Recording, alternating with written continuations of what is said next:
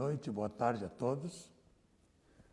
Eu agora vou tirar a máscara, mas eu faço sempre questão de começar para a gente reforçar as medidas de proteção. Como sempre, né, eu vou iniciar o nosso encontro, a nossa conversa, fazendo o nosso agradecimento especial para aquelas empresas que nos mantêm nessa batalha, nesta luta. Então, nós começamos com o nosso patrocinador Master, que é o mais importante e mais antigo também, o nosso Banrisul, Banco do Estado do Rio Grande do Sul. Unimed Porto Alegre, Alibem, produtos alimentícios, ThyssenKrupp Elevadores. ThyssenKrupp Elevadores, eu preciso fazer um agradecimento especial, porque nós temos aqui no Pontos Pobres um elevador ThyssenKrupp e eu funciono no segundo andar. Então imaginem o meu sofrimento se não existisse esse elevador. ThyssenKrupp, muito obrigado.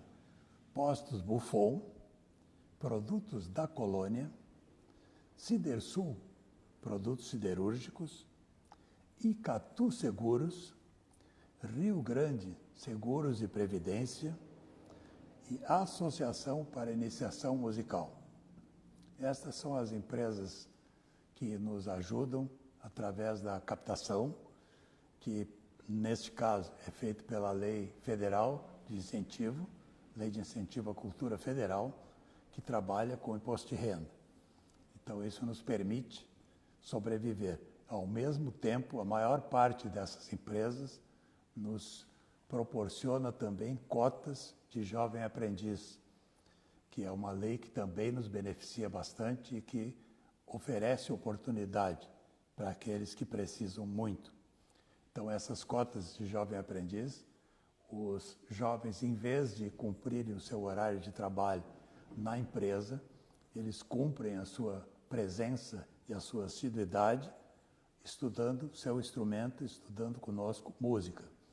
Então, propicia uma oportunidade de vida. Então, nós queremos também, em função da lei do jovem aprendiz, agradecer muito para a doutora Denise Brambila, que é a pessoa que faz esse meio de campo e que nos orienta com as diversas nuances que essas leis nos proporcionam. Então, colocado isso, né, é bom ressaltar também que existe uma lei de incentivo à cultura do Estado, que é a LIC, que trabalha com o ICMS, e existe também uma lei de incentivo do município. O que é mais conhecido é o FUNPROARTE, que proporciona muitas oportunidades também de realização para os artistas. Então, feito isso tudo, eu vou apenas anunciar e fazer um convite aqui ao vivo para o nosso concerto de amanhã, que é o nosso 5º concerto oficial. Nós vamos estar no auditório aqui do Pontos Pobres e vamos transmitir o concerto às 19 horas, pelo Face da orquestra. Esse não vai ser pelo Instagram aqui, mas pelo Face da orquestra. Então, estão todos convidados para nos acompanhar amanhã também. E agora nós vamos enviar para cá o convite para o nosso amigo, colega, Carmelo de los Santos, que acho que não vai, pelo menos a metade das histórias que existem, porque é um artista, um violinista muito ativo. Está chegando ali, ó. Estou aqui. Está aí, maravilha. Beleza, vou mandar um abraço, uma saudação para toda a tropa de Los Santos, né? Que é grande. Começar pela tua mãe, que foi minha colega ali de escola da OSPA, né? Isso. Teu pai, que foi nosso diretor, e toda a irmandade dos de Los Santos, que são todos muito bons músicos, muito prestigiados em todos os lugares. Seja muito bem-vindo aqui conosco. Muito obrigado, Telmo, Orquestra Jovem do Rio Grande do Sul. É uma satisfação estar aqui, um prazer de receber esse convite para a live e de conhecer um pouco do trabalho de vocês, né? E é uma honra. Certo. A nossa batalha é grande. A minha principal finalidade sempre desde que nós começamos com esse encontro, dá oportunidade, principalmente para a nossa juventude, para a nossa gurizada, de conhecer as histórias de vida, né? Conhecer os caminhos que Uhum. vocês são muito bons exemplos, né? Começando pelo fechamento do ciclo hoje do Trio Porto Alegre, que eu já conversei com o Hugo, já conversei com o Ney, Exatamente. né? E para nós foi sempre uma grande alegria. Outro dia, comentando lá com o Paulo Sérgio, que é o filho da Zuleika, né? A gente sempre tem grandes lembranças, grandes Uhum. satisfações de ver que esse trio continua vivo, continua atuante. Então, o que eu vou fazer? Vou fazer a pergunta que eu fiz para todos, né? De Sim. como é que tu encontraste a música, como é que a música te encontrou. Claro, para mim é um pouco óbvio, mas quem não te conhece tão bem, né, vai Pois é. aprender algumas coisas, né? De como é que tu começasse na música, como é que isso te aconteceu. Fica à vontade, a gente vai dialogando aqui, vamos conversando. Tá certo, tá certo. Olha, a minha vida é muito atrelada ao meio musical porto-alegrense, né? Para quem não sabe, eu sou de Porto Alegre, assim como a minha família, e então eu comecei ali pela Associação Suzuki de Porto Alegre com os queridos Guido Henke e Elsdor Lenhardt, lá pelos 9 anos de idade, né? Teus colegas da OSPA por tanto tempo. Sim. E comecei ali, mas na verdade já comecei já dentro de casa, né? Como bem falaste, a minha mãe, Vera Catarina de Los Santos, que deve estar nos assistindo, ela é professora de teoria, de piano, né? Foi professora da escola de música da OSPA, que agora é Pablo Colmos, né? Um, Sim. e, e por muitos e muitos anos formou muita gente, né? Ali que está até na Ah, OSPA até hoje. Então eu já comecei musicalização já desde pequeno e sempre envolvido com a música e com a cena musical de Porto Alegre, né? E então eu ah, comecei por ali, pelos 9 anos de idade, absolutamente apaixonado por violino. Eu não sei se tu me conheceu assim de tão piá, mas sabe que eu estudava que nem um condenado, né? E mas era por paixão mesmo. Assim, meus pais nunca me encheram o saco para ter que estudar, isso aqui. Eu me encerrava, queria aprender todas as músicas do Suzuki, ser melhor que todo mundo. Eu tinha um ego bem grandinho, ainda tenho, mas diminuiu. E então ali pelos 11 anos de idade, eu ganhei um concurso lá em Santa Maria. Não sei se tu te lembra do Sebastian Benda, que tinha. sim, lembro muito bem. Pois é, e dava oportunidades para violinistas jovens e também de outros instrumentos de cordas, né? E tinha piano também, tinha flauta também, eu acho, eu lembro, alguma coisa assim. E foi muito legal dali, mais ou menos, ali com 11 anos, eu fiquei assim, não, calma aí, eu acho que isso aqui é uma coisa que eu posso levar como uma carreira, né? Com 11 anos de idade eu já tinha essa perspectiva de fazer da música uma carreira, né? E então, assim, eu acho que a principal coisa foi que eu tive possibilidade de estudar. Meus pais me deram essa oportunidade, né? Então, isso aí é uma coisa que nem todo mundo tem. Eu sou muito consciente disso, mas eu tive essa sorte de ter ali minha mãe e meu pai falando, tá, vai te encerrar no teu quarto e estudar. Então, assim, eu estudei muito e eu gostava muito. Depois eu comecei a ter aula com o Fred Gerling também, né? E também que é um grande professor que nós temos. E, e aí, acho que com uns 13 anos, né, Thelmo? Tu até tá naquele vídeo que eu toco o concerto de Kabalevski com a Orquestra Sinfônica de Isso. Porto Alegre. E Ah, eu ainda vou postar um videozinho daquele lá, que eu achei aqui, estava meio escondido num VHS, eu passei para maravilha. digital. Ah, Vou divulgar um dia desses aí. E isso. então Ou foi se muito. a gente acrescenta aqui na tua live de conversa, né, quando nós postarmos no YouTube, a gente pode acrescentar esse concerto, que vai ser um Claro, negócio interessante, né? vai ser uma coisa legal. Eu posso te passar com o maior prazer. É, Maravilha. tem todo o concerto, né? Lembro na época, não sei se ainda é verdade, mas eu fui um dos solistas mais jovens de temporada, né? Que não foi um concerto para a juventude, foi na temporada com Arlindo Teixeira regendo. Sim. E então foi muito especial para mim, porque é a nossa orquestra aí do Sul, a principal, e com tantos colegas queridos, né, que passaram por lá, que ainda estão por lá. Então isso marcou muito a minha história. E fui indo, né, Thelmo? Fui fazendo concursos, depois eu fui fazer Piracicaba, né, que também não existe mais, estou falando coisas Claro, assim do século XX, hein? sim, É, claro. então, assim, tinha o concurso de Piracicaba, que era muito importante num cenário brasileiro, né, mais aberto assim, para o Brasil inteiro. E ganhei os Jovens Solistas da OSPA, que me levou também a tocar com a OSESP, com, sei lá, uns 15 anos. Toquei o Sansan, eu acho que tu estavas naquele concerto também do Sansan. E, Sim. e que mais? Depois foi o Prêmio Eldorado, né, ali pelos 16 anos, que foi um concurso que realmente me lançou assim para tocar em outros pagos, em outros lugares por aí, né?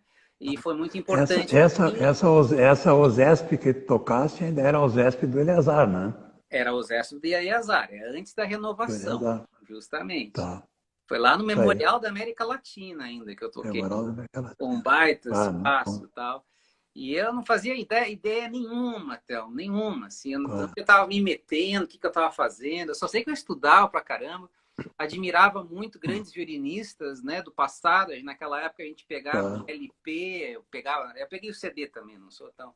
Aí peguei o CD, escutava o Heifetz, o Milstein, todos esses grandes violinistas do claro. passado, né? Então isso me influenciou muito.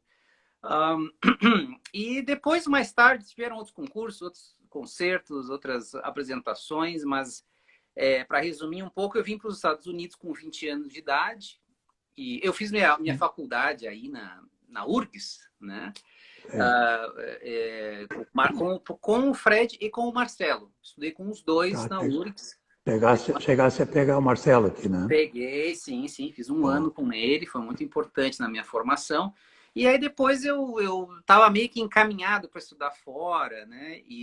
Mas fui meio verde para estudar fora. Eu te digo assim, sinceramente, que a minha adaptação da casa dos meus pais em Porto Alegre para Nova York sozinho foi um pequeno disparate. Não foi muito fácil, não. é, E não, também a gente abre os olhos para o mundo, né, Thelma? A gente vê coisas assim. Eu estou ali em Nova York assistindo todos os grandes, grandes instrumentistas, artistas, ópera, não sei o quê, e aí a gente fica assim meio, caramba, o que eu estou fazendo aqui? Mas foi uma grande experiência e acabou que meio que definiu a minha vida por aqui, pelos Estados Unidos, né? sim, Naquela época, é uma coisa muito interessante. Hoje em dia, os alunos brasileiros assim que conseguem um destaque maior,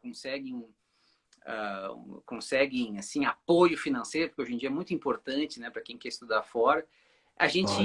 A gente ia muito para os Estados Unidos, né? E hoje em dia, antes daquela época era muito Europa. E teve uma época que era mais fácil ir para os Estados Unidos.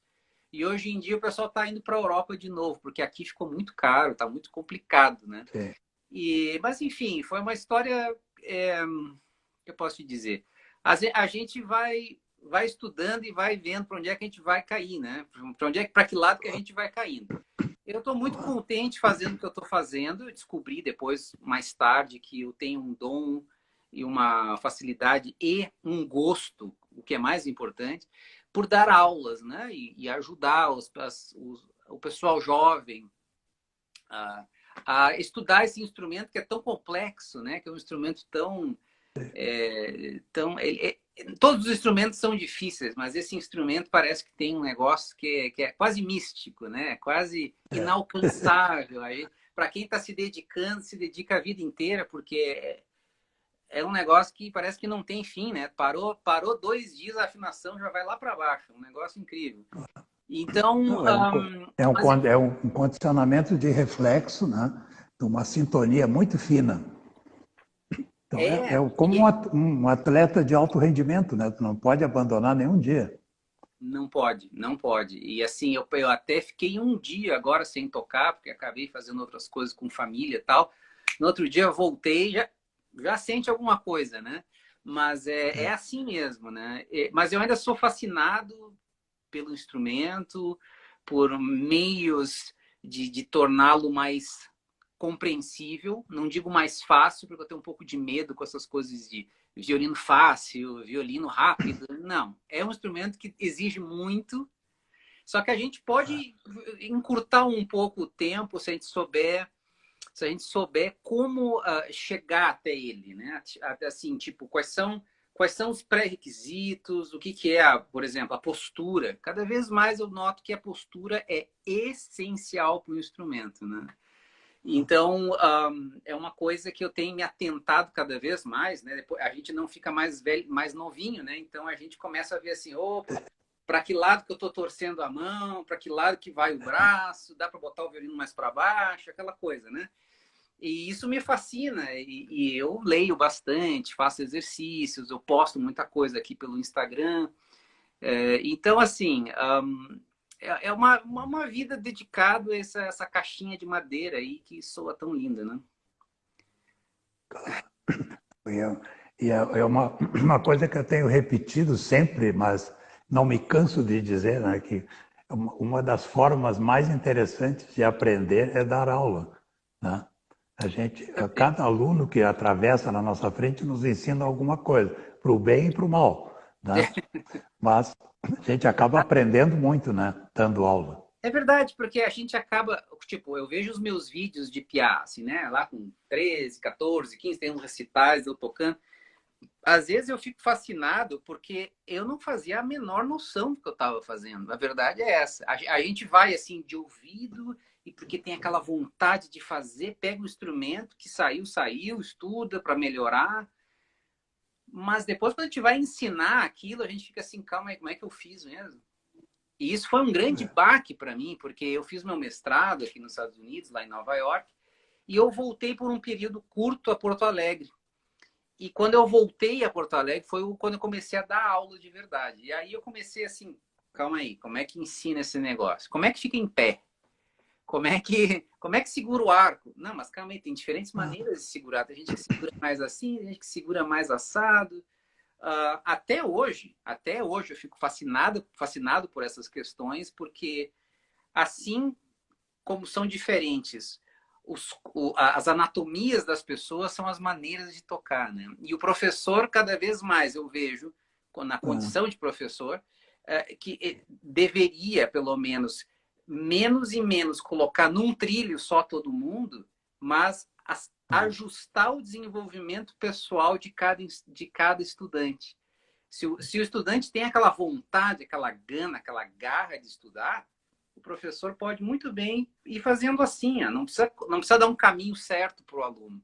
E eu tenho descoberto que essa é sempre a melhor forma, a melhor filosofia de não forçar nada no aluno. Existem, obviamente, que existem regras gerais, né, da música, do violino, mas tem certos detalhes que às vezes a gente pode ser moldável. Eu, por exemplo, tenho alunos que não usam queixeira, desculpa, a espaldeira, né?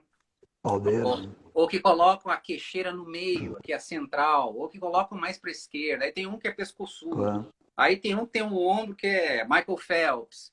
Aí tem outro que tem um ombro que é todo caído, assim, parece um boneco de Olinda. Então aí cada corpo vai trabalhar de uma maneira diferente, né? E outra coisa, e também tem a questão subjetiva, né? Tem gente que gosta de um som mais agarrado, tem gente que gosta de um som mais assoviado, tipo Schering, Grumiaux, e tá tudo certo. Tem gente que vai gostar mais do som agarrado do Zuckerman, de outros violinistas, né? Hoje em dia nós temos aí também uma certa variedade de perspectivas sonoras, né? Então isso é muito, essa diversidade na música é muito importante, né? Mas nada disso realmente é importante se a pessoa não está afim de fazer. A pessoa tem que estar com muita vontade de fazer, né? E, obviamente, ter oportunidade de poder fazer isso, né? As duas coisas. Eu posso contar uma curiosidade que me aconteceu justamente em relação ao problema da espaldeira. Eu fui para a Europa muito jovem, estudar com 16 anos, então, com 18 anos, mais ou menos, eu fui assistir no festival de verão em Salzburgo, um masterclass de Tibor Varga. Tibor Varga era, na época, tido na Europa como o grande mestre da mão direita, o grande mestre de arco. E eu queria assistir uma aula com ele, né, como participante, etc. Aí entrei na sala e, quando armei o meu violino para participar, ele disse: eu não dou aula para quem toca com espaldeira. E eu, com toda a minha juventude, burrice, disse para ele, então, eu não toco sem espaldeira. Então, eu disse, então o senhor não vai ter aula. Eu disse, não vou ter aula, vou me embora. E deixei de ter uma aula importante na minha vida por ser cabeçudo, né? Porque eu poderia ter tentado tocar sem espaldeira e aproveitar o que ele ia me dizer de mão direita, né? Mas essas reações extremadas nunca levam a um bom termo, né? É complicado, né? Porque hoje em dia, a grande, maior parte dos pedagogos dão aula com a espaldeira, né? A maior parte. A minoria é sem. É muito defensável. Claro, As duas formas são obviamente. Eu defensáveis, né? toquei por muitos e muitos anos com espaldeira alta. Aí eu diminuía desse lado esquerdo, aí eu aumentava do lado esquerdo para fazer isso aqui. Aí até os meus 15 anos eu tocava sem nada. Eu tocava com uma espuminha, sei que. Agora como é que eu tô tocando? Zero. Estou experimentando, eu estou ajustando a minha anatomia, o meu corpo, as minhas necessidades.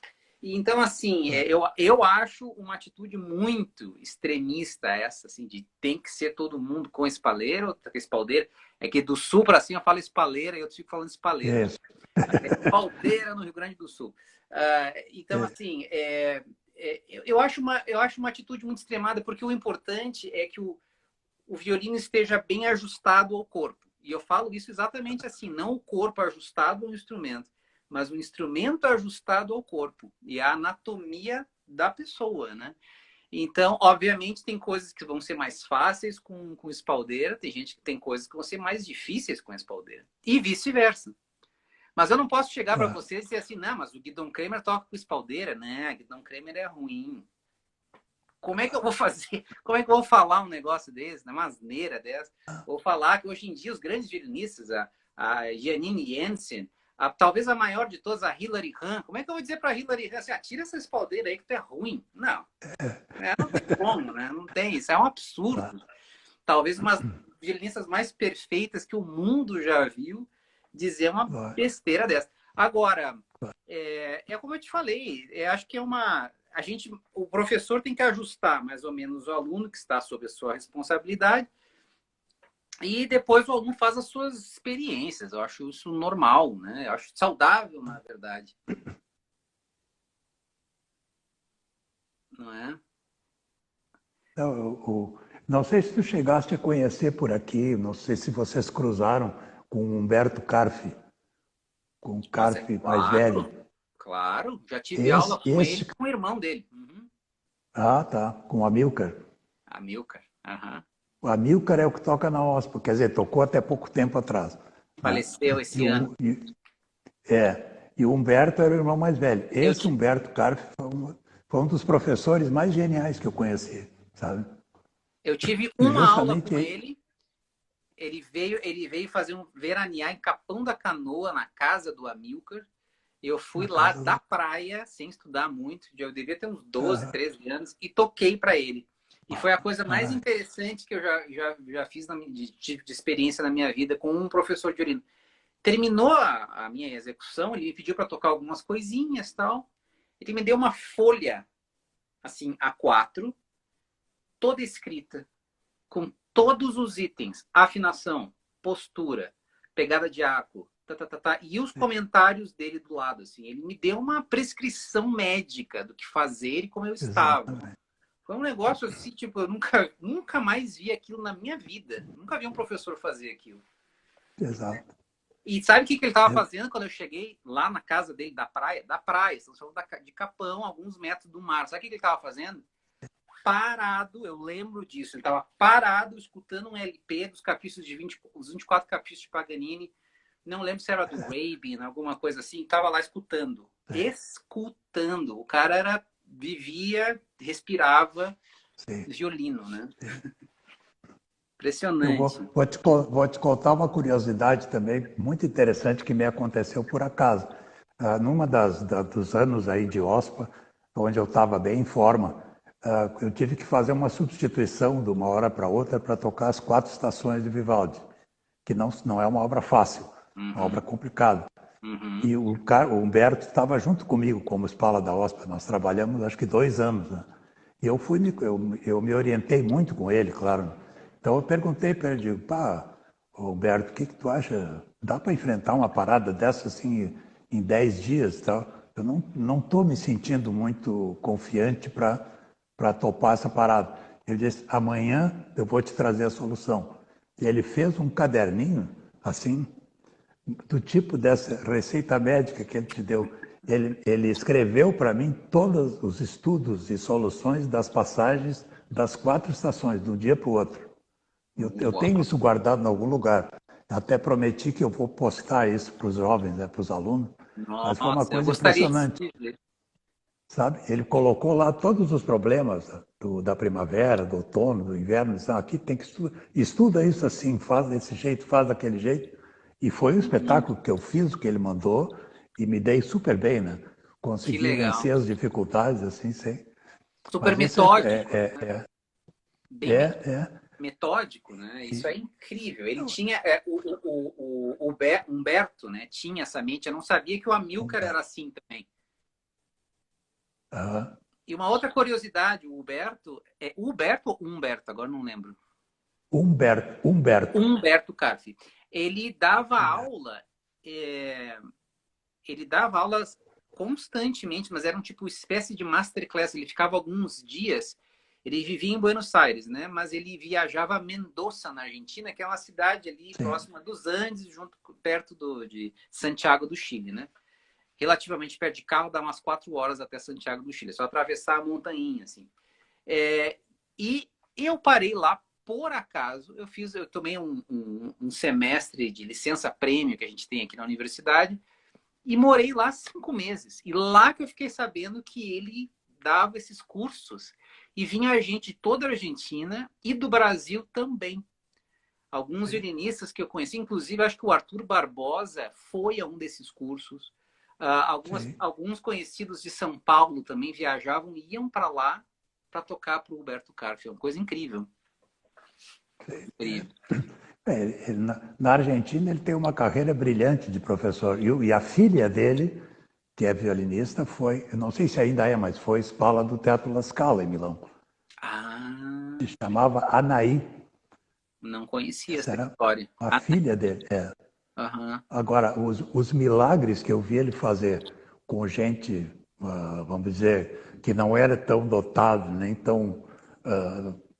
Não tinha tanta facilidade, e Sim. de conseguir ensinar, isso Uhum. realmente é um dom que o professor precisa ter, né? É um dom pedagógico, né? De ver as dificuldades, Exatamente. ver o que pode adaptar para melhorar certas coisas, né? Isso aí é uma coisa incrível. Incrível. Eu tenho ouvido muito isso sobre a tua pessoa, viu? Por Olha, isso também que nós te convidamos, porque está ficando famoso de professor, viu? pois é, eu tenho me dedicado cada vez mais a isso e porque gosto. Realmente uma questão assim, eu já tentei ficar tocando mais na minha vida e dando menos aula, mas eu chego um momento que eu gosto de parar e explicar e repensar para mim mesmo, assim, por que eu estou pensando isso? Por que revisar e pesquisar? Estou cheio de lista, vou mostrar minha cama aqui, não vou mostrar porque está uma bagunça, mas está cheio de partitura e métodos e não sei o quê, porque eu estou sempre com alguma coisa, porque sempre alguma coisa vai ajudar alguém de alguma forma, né? E Lógico. também é uma maneira de me deixar um pouco mais no chão, assim, sabe? Então, porque o que eu estou fazendo? Eu, eu toco um repertório que é muito avançado, que é mais avançado que a maioria do repertório dos meus alunos, tá? Um, e às vezes, e eu estou pensando assim, eu fico analisando, agora eu estou na fase sharing, né? Eu fico vendo todos os vídeos do sharing, como é que ele faz, o que ele está fazendo, como é que é isso aqui, como é que é a mão dele, como é que é. E isso aí, às vezes, para uma pessoa que está ali tentando fazer o Vivaldi em Lá menor, não é importante, tão importante, né? Como é que ele está tocando o concerto número 3 de Paganini ou o concerto de Brahms. Para aquela pessoa, ela está tentando acertar da primeira para a terceira posição. Então, isso é uma maneira muito legal para mim de repensar e de ver até de uma outra perspectiva, né? De um outro ângulo, assim. como é que fica mais leve, mais inaudível? O que seria uma técnica mais aperfeiçoada, né? Então, isso me fascina muito. Agora eu tô, inclusive, lembra muito a maneira como tu tocas, que eu sempre tive dificuldade de entender o cotovelo mais alto. Sim. E agora eu tô numa fase de cotovelo alto. É interessante, né? Porque nos Estados Unidos, acho que nos Estados Unidos não se fala mais de cotovelo alto para tocar. De manter esse cotovelo num nível assim alto. Isso é uma coisa Carl Flash, mais, né, mais da metade do século XX, digamos assim. Mas eu vejo, por exemplo, eu admiro muito a Anne-Sophie Mutter, que é uma outra grande violinista, e vendo vídeos do Schering, do Christian Ferraz, e de um cara que é quase um amigo meu, assim, que somos conhecidos, não posso dizer que sou um íntimo amigo dele, mas que é um dos grandes violinistas da atualidade, que é o Augustin Hadelich. Violinista fabuloso, não sei se tu conheces, é um cara assim de Não, eu não, um não pouco conheço. mais velho que eu, talvez um pouco mais novo que eu acho. Mas assim, que toca de uma maneira que não é copiável e ele não copia ninguém. Ele é absolutamente original e linda a maneira como ele toca. Só que ele toca todo torto. Ele toca assim com o violino para cá e a mão é paralela. Ele não segura bonitinho aqui do lado como a gente ensina. Assim. Ele segura assim, ó, o violino de quase como um violão, assim, sabe?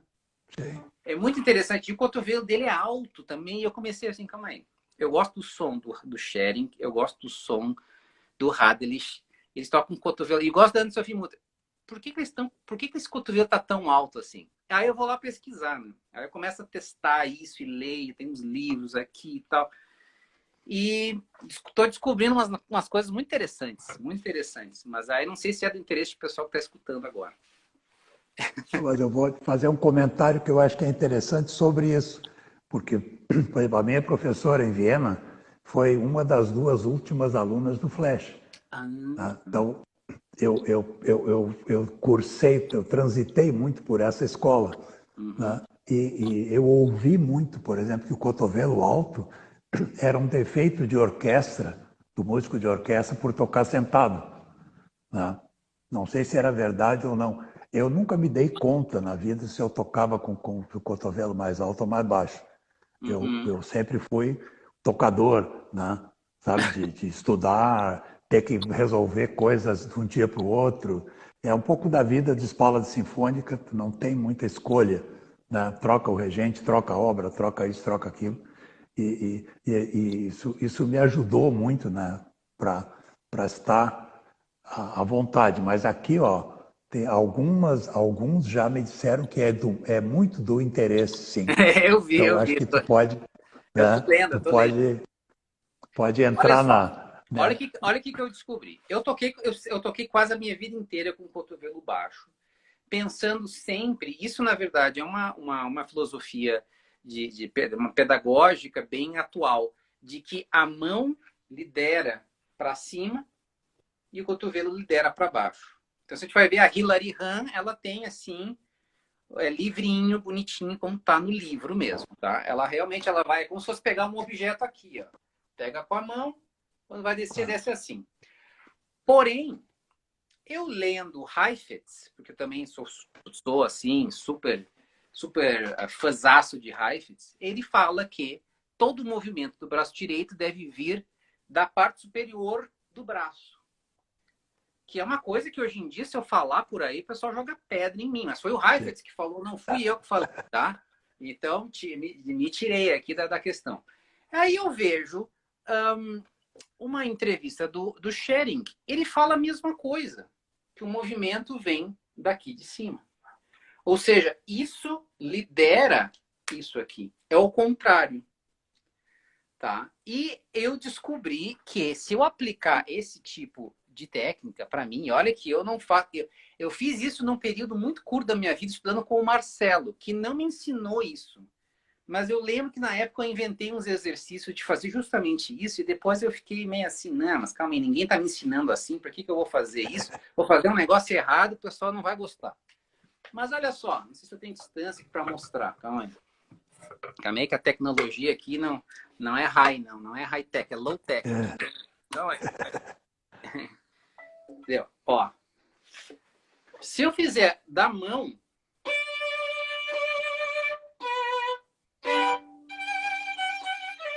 eu tiro um som forte, focado, ótimo, sem nenhum problema. Agora, quando eu saio daqui,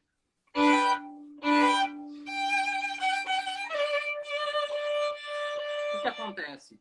Isso aqui tá mais leve, isso aqui tá mais leve, e o som fica fofinho. Eu não sei como descrever isso. O som fica fofinho e ele fica mais com harmônicos, o violino. Então,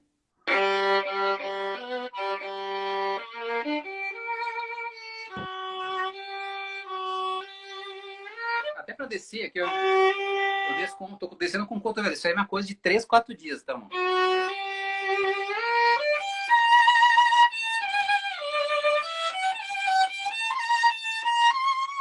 E olha só os acordes. Deixa eu ver se eu consigo fazer agora sob pressão, cara. Isso aí é novo, hein?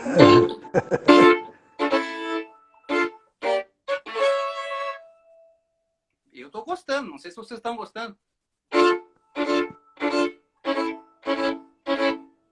Eu pego um som redondo e não agressivo, mas cheio. Enquanto que se eu fizer isso aqui, ó,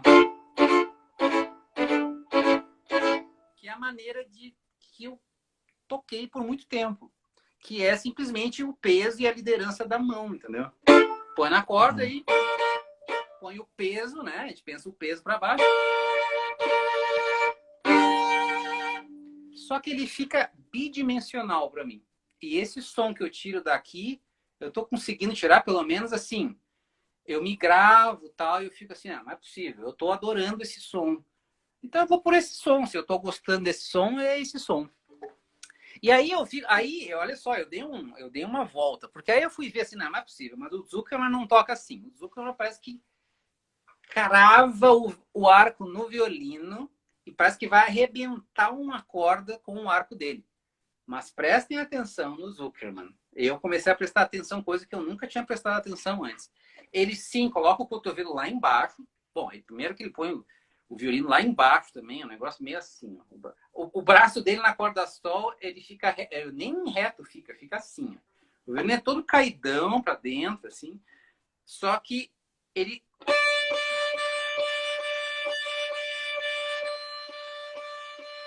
faz isso aqui. Só que ele lidera com o cotovelo, mesmo com o cotovelo baixo. É muito interessante. Não é da mão, não é isso aqui, ó. É isso aqui, ó. O pra cima, ele até faz um negócio diferente. Ele faz assim, ó. Ele pega o cotovelo e puxa para dentro e parece que a mão sobe. Faz assim a mão, entendeu? Ou seja, ele tá pensando no braço superior, na parte superior do braço. E eu nunca tinha notado isso. Ainda é um som diferente, obviamente, do Schering, do Radelisch, do Sophie Mutter, totalmente diferente, não é a mesma coisa. É um outro conceito, ele tem um som mais pegado, digamos assim, né? Mas olha, isso depende também de outra série de fatores, depende muito do instrumento que tu tem. Às vezes ele tem um Guarneri Deus Jesus que, de repente, aguenta paulada, porrada, Claro. e soa super bem naquele instrumento. Se ele pegasse um Strade, eu não sei se ele ia se dar tão bem naquele instrumento, entendeu? Tem um pouco disso do instrumento, o que o instrumento aceita, né? Aí envolve também ajuste do instrumento, envolve o tipo de corda que tu gosta. Tem cordas que são mais molengas, que não dá para colocar demais, porque senão, né, fica enforcado o som, né? Então, não sei se tu te interessaste por saber o que eu ouvi muito justamente dessa escola do Flash antiga, o que em alemão chamavam de Auer 8, o 8 de Auer. Sim. Que é que é o 8 aqui, que o cotovelo nessa escola obrigatoriamente teria que fazer com esse 8 o funcionamento do arco do violino seria perfeito, isso teoricamente, né? É. Não, e aí que tá. Até eu sair para os Estados Unidos, ali no final, ali nos últimos anos que eu estudei com o Marcelo e tal, eu desenvolvi isso aí. Por isso que eu consegui fazer agora, assim, no mesmo dia que eu me dei conta, eu consegui fazer, porque voltou tudo que eu fazia antes. Só que, para tu ver como são as coisas, né? Eu sempre dei aula desse 8, o Heifetz faz muito esse 8 também. O Sim. Zuckerman também faz um 8, só que ele faz um 8 não vertical. Ele faz um 8 horizontal. Eu conheço porque eu estudei na Manhattan e dava aula na Manhattan, né? Ele faz um 8 assim, ó. Ele faz isso aqui. O que é uma coisa bem interessante, né? Mas funciona. Mas olha só. Eu fazia isso aqui, só que eu fazia junto, ó. Eu fazia isso aqui, ó. Eu achava lindo mexer os dedos. Aí eu cheguei em Nova York, primeiro semestre, a Rosenberg, foi minha professora lá, falou assim, né, vamos parar com esse movimento de dedo. Na hora. E aí que eu me dei conta, calma aí. Aí eu lembro que eu tava tocando sonata de César Franck, tinha que tocar assim, ó. Tudo no mesmo plano. Sem fazer nada disso, sem nada fazer isso. Porque eu estava usando errado. Eu estava fazendo isso aqui, é como se eu mexesse os dedos dos pés antes de mexer a perna no caminhar. É um negócio assim que não funciona, entendeu? Ele deve vir depois de um movimento maior. Então, eu apliquei esse corretivo, né? E fiquei meio assim, então tem que ser assim, não pode mexer. Aí eu desenvolvi uma maneira um pouco mais mecanicista, assim, tipo, que é, na verdade, o que a Hilary Hahn faz até hoje. Assim, ela levanta aqui e levanta aqui. Não tem muita coisa. Se for olhar, assim, até a conexão de arco dela, ela não mexe nem os dedos direito. Ela fala assim, ó, pá, pá. Outro que faz isso é o Cavacos. É um grande violinista, né? Toca com a Berlim todo ano. É um cara assim que na Europa, até aqui nos Estados Unidos, ele é bem celebrado. E também, é só assim, só que ele tem uma pegada de arco diferente, né? Mais assim, mais russa, né? Aquela russa antiga, assim. Só que aqui ele não faz nada. Ele não fica fazendo isso aqui. É só para cima e para baixo. Então, assim, eu acho que é muito complexa essa coisa, né? Da questão da sonoridade do instrumento e de como tirar determinada sonoridade. Mas eu estou muito fascinado com a maneira essa do Flash de fazer a partir daqui, ó, né? Que acontece, olhar um ponto aqui, olhar o ponto aqui e olhar esse ponto, acontece isso, né? Ele fica um símbolo do infinito aqui, ele fica fazendo assim. Exatamente, né? É um 8 deitado. Opa, falando em deitado, caiu no telefone. Mas é isso aí mesmo. É fascinante. Sabe que aqui em Porto Alegre eu presenciei uma das coisas mais interessantes, porque lá em Viena, na minha época de estudo, claro que todos aqueles antigos, começando com o Oistrakh, o único que não apareceu lá foi Schering. Eu nunca consegui ver Schering tocar pessoalmente. Mas todos os outros cruzavam em Viena, inevitavelmente todo ano, ou 2 vezes por ano, e a gente, como aluno da academia, tinha acesso gratuito para os concertos, em pé, né, no fundo da sala. Sim. Mas aqui em Porto Alegre eu vi uma das coisas mais assombrosas, que foi o Ruggiero Ricci, que olhando é o anti-técnica, né? Ele é um camarada que tocava completamente torto, com a mão assim, o dedo para cima, o arco assim, mas fazia coisas inimagináveis no instrumento, né? Era mágico. O hit era uma espécie de... Não sei se o pessoal vai estar aqui a favor ou contra, mas eu vou falar porque foi um grande jogador de futebol, que foi o Ronaldinho Gaúcho. É aquela coisa meio desengonçada que dá certo. O cara sabe o objetivo dele e ele usa o corpo dele assim, meio que sem um padrão, que na verdade até deixa os adversários sem saber como reagir, né? Hoje faleceu o grande Maradona. Maradona também tinha isso. Ele era baixinho, então ele fazia uma ginga assim que tu não entendia. No violino, para mim, é o hit. Eu escuto umas coisas do hit que eu fico assim, ó. Eu acho que não existiu ninguém mais virtuosístico que o hit. Porque se pode tocar mais limpo e mais afinado até. Lógico, claro. Mas de estar ali na beira do precipício, na velocidade que ele andava, com aquele som molhado que ele tinha, com aquela... É uma mágica que ele fazia, era um negócio assim. E assistir isso no palco acontecendo, como espala da orquestra, eu estava a meio metro dele, né? Então foi uma coisa que me assombrou muito. Por exemplo, o Schering foi o violinista que eu ouvi acho que mais vezes nessa temporada de Europa e foi o mais infalível que eu assisti. Uhum. Schering era assombroso, como ele conseguia tocar um recital inteiro, tocando 7, 8 bis, porque ele não tinha preguiça de tocar, ao contrário, né? Tocava chacona de bis, por exemplo, era uma coisa meio inimaginável, né? Mas ele não tinha problema em tocar. E o controle nervoso dele era assombroso também, porque ele Não, entrava no palco para fazer um recital, se tivesse o menor ruído que fosse, ele baixava o violino e ficava esperando a plateia se acomodar e não fazer absolutamente nenhum ruído. E isso, para quem vai tocar, é um risco muito grande, né? Porque a gente é mais indicado entrar e sair de uma vez, né? E ele não tinha essa pressa, ele ficava uma espécie de olha, provocação com a plateia. eu tô Era muito, fascinado com o muito. Shen, que não foi um violinista assim que eu tive algumas referências de gravação, mas obviamente nunca assisti ao vivo. Mas assim, eu era muito fã de Heifetz e desse pessoal, Sim, assim, né? Milstein.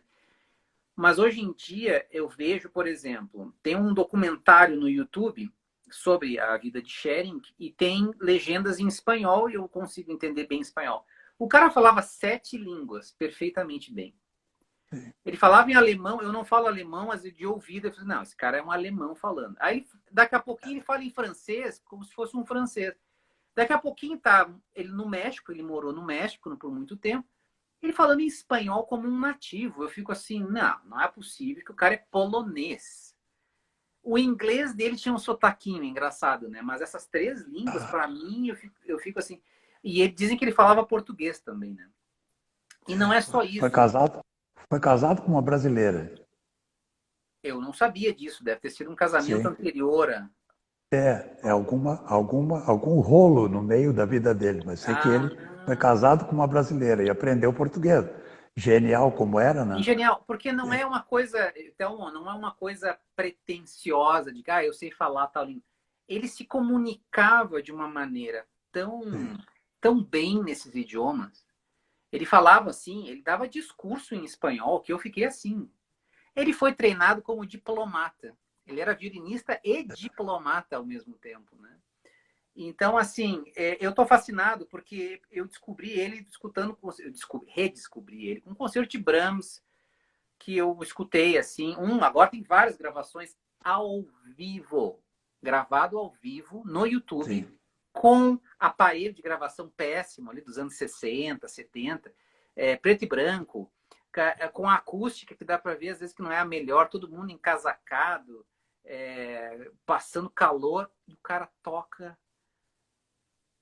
É inexplicável a maneira como ele toca, porque não é a questão perfeita técnica, é o que está por trás da mensagem que ele quer dar na música. O fraseado dele nunca tem uma nota fora do lugar no fraseado. Isso aí é, para mim, uma coisa gigante, gigante. Então, assim, eu estou numa fase muito scheringiana da minha vida. Uma ótima fase, hein? Tá sendo muito bom, tá sendo muito bom. Ele foi genial. E agora, eu, assim, antes de dormir, 3 dias atrás, vou botar o Tchaikovsky dele para escutar, mas não deve ser tão bom quanto o Brahms e o Beethoven, né? O Tchaikovsky dele com a Filarmônica de Israel, ele já tá um pouco mais velho, mas assim, parece que ele sentou de bermuda na casa dele, na sala da casa dele, e a tocar um pouquinho, assim, para se divertir tocando um Tchaikovsky com um controle rítmico que eu só conheço o Heifetz para tocar aquele concerto, com o controle rítmico que o Schering tem, só o Heifetz. O Heifetz ainda nos concertos ultra românticos ainda me dá um negócio que é diferente, assim, mas o Schering tem Sim. essa finesse, essa coisa de controle natural que é a coisa absurda. Eu tô falando demais do Schering, né? Mas é que eu tô muito entusiasmado com ele agora. É verdade, é verdade. Eu ouvi, tive a sorte de ouvir um outro extremo do violinista que, para mim, foi sempre, talvez, número um. Eu sempre fui muito apaixonado por David Oistrakh. E eu Oh, fui assistir um recital do David Oistrakh em Viena. E o que mais me marcou, que eu lembro até hoje, foi a primeira obra que ele tocou foi Blues, Ravel. E a última foi o Trio do Diabo, Tartini. Sim. Essa primeira obra, eu comecei a sentir uma angústia tão profunda, porque ele tocou muito mal, mas muito mal. Era uma coisa inacreditável. Eu olhando o cara tocar, eu digo, não é possível que seja W2, que desafinou, errou nota. Olha, fez tudo o que não dava para fazer. Eu não me lembro das outras obras do recital, mas a sonata do Tartini, que ele tocou no final, foi uma das coisas mais perfeitas e mais brilhantes que eu assisti na minha vida, dentro do mesmo recital. O Oistrakh Então, era acho que conhecido, ele era conhecido, eu já escutei outras histórias dele, eu estudei com um professor russo, né, na Geórgia, com Levon Ambartsumian, não sei se chegasse a conhecer ele. só de nome, eu ouvi Ele me falar nele. falou, o Oistrakh em início de temporada não era o Oistrakh que a gente conhecia, porque ele batia os nervos. Tu tem que ver que ele era considerado, junto com o Heifetz, um dos grandes, talvez os dois top violinistas do mundo. Heifetz e Oistrakh, né? Completamente diferentes Completamente diferente. de maneiras de tocar, de visão de música, mas o Oistrakh era o violinista de toda a escola soviética, que foi uma escola maravilhosa, né? Então, assim, era um peso ali, era um peso. E Oistrakh gravou muito mais coisas ao vivo do que Heifetz. Heifetz não encontra coisa ao vivo gravada. Vai escutar Heifetz, põe no YouTube ali. Eu encontrei só um Mendelssohn que ele toca ao vivo e que está gravado. Sim. É obviamente perfeito, não tem nenhum problema. Mas é assim, não é tão impactante quanto uma gravação, como as gravações dele para cinema, né, de Hollywood, ou as gravações dele de LP mesmo, né? Tem um vídeo do Heifetz que eu acho assombroso, que é o Aristaccato, que também está no YouTube. Tá no YouTube. Mas aquela ali é parte de um filme também. Ele tocava, ele fazia pontas em filmes, assim. Então eu tenho certeza que ele fazia umas 3, 4, 5 vezes aquilo ali e botava melhor. É óbvio que é de um nível altíssimo. Mas eu acho que Heifetz é Heifetz, né? Não tem, para mim. Essas comparações nesse nível são muito arriscadas, né? Porque todos eles são assombrosos, são geniais, né? E o claro hit, que a gente estava falando do hit agora, eu escutei agora as variações, acho que é do Ernest, as variações sobre o tema do hino alemão, né? Que é do Haydn, na verdade, né? Não sei se você conhece essa obra, é uma das coisas mais difíceis que tem. Eu acho que não sei se foi Wieniawski que fez isso ou se foi, acho que é Wieniawski. É Wieniawski, não é Ernst, é Wieniawski. É uma coisa assim, ele toca um pizzicato, sol, lá, ti, lá, dó, é uma coisa assim que não tem explicação aquilo ali. E ele usa muito, ele era baixinho, né, Thelma? Claro. Ele tinha uma mão assim, curtinha, grossinha, mas pequenininha, assim, né? Então ele tocava tudo assim, parecia que tocando violão. É um negócio bem torto, né? Sem espalheira, o ombro lá em cima e a mão direita também, assim, não parece que não segurava direito o arco, ficava meio molenga no arco, assim. Mas é uma coisa assombrosa. Era milagroso o negócio, né? É isso que me fascina quando eu escuto Paganini, e eu toco Paganini também, só que eu não consigo tocar dessa maneira. Porque eu sou treinado de uma maneira, como é que eu posso dizer assim, muito honesta de tocar cada nota. Que é uma maneira das competições de hoje em dia, né? Que tu vai lá para tocar cada nota, né? E tem que acertar tudo e aí ganhar a nota. Mas esse pessoal da antiga tinha essa coisa mágica, né, de criar assombro, que eu tenho certeza que era a maneira como o Paganini tocava. Eu não creio que Paganini, com um violino, com corda de tripa, com a projeção baixa, provavelmente ele tocava com a projeção ainda baixa. Assim, viajando pela Europa, diziam que ele tirava algumas variações quando ele não estava se sentindo tão bem. Tendo tantas outras atividades que eram além de tocar, de fazer violino, de fazer música, né? Ele era um cara assim da noite. Né? Tu acha que ele ia tocar perfeito, como toca o Sherin, ou tocava o Sherin, ou como toca Hilary Hahn? Eu duvido muito, duvido muito. Pô, deixa eu fazer o papel do antipático, né? o Instagram tem horário, tá? Tem. Então nós estamos nos minutos finais e em geral a gente pede para se fazer o encerramento com música. Então se tu quiseres tocar alguma coisa, tu Nossa, fica à vontade. Eu quero, da nossa parte, te agradecer muito. Tenho certeza que foi um proveito enorme para todos os que tiveram oportunidade de acompanhar, mas nós vamos postar essa nossa conversa no YouTube, fica lá disponível para muita gente que certamente vai ver depois. Então, quero te agradecer de coração, agradecer para toda a tua família, que são meus amigos, eu gosto muito de todos, e te deixar à vontade para mandar uma mensagem para de encerramento. E se tu quiseres tocar no final, o Instagram vai nos cortar automaticamente. Tá tá bom? bom. Muito obrigado, Theo. Muito obrigado à orquestra, ao pessoal, à audiência aí de vocês. E quero conhecer o projeto ao vivo quando essa loucura toda passar, hein? Claro. Não, isso com certeza nós vamos aprontar, pode deixar. Tá bom. Então, não sei o que eu vou tocar aqui.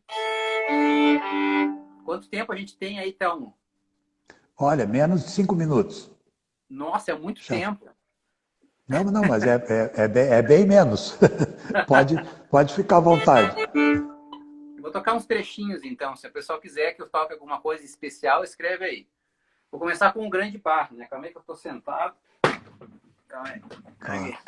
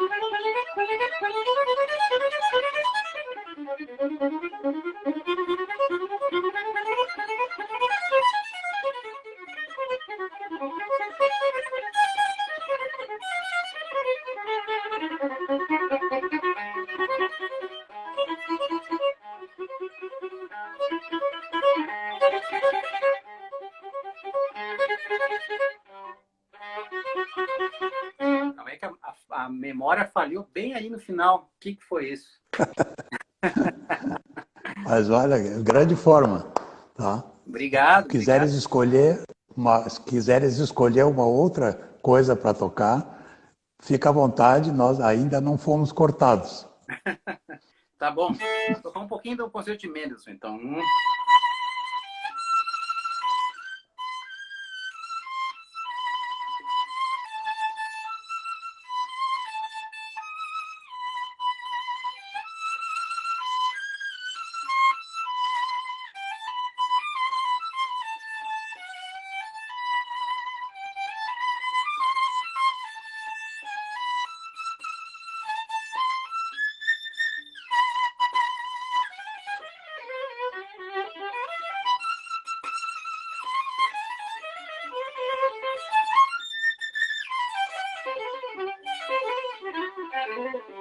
Calma aí que agora fiquei nervoso. É. Vou tocar um pouquinho do Tchaikovsky. Ele escreveu do Tchaikovsky. Vai lá, vai lá.